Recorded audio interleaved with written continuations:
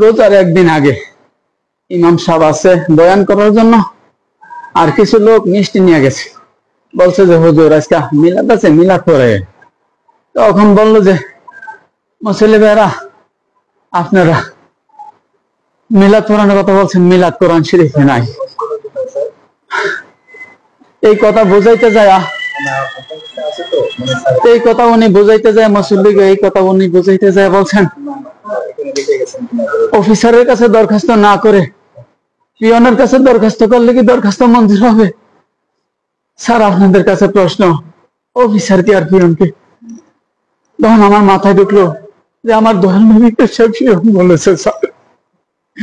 Sir আমার দয়াল নবী কুল কায়নাতের বাদশা, আমার দয়াল নবী ইহকাল পরকালের বাদশা, যিনি আমাদের জন্য কান্দে রব্বে হাবলি উন্নতি করে তাকে পিয়ন বলছে।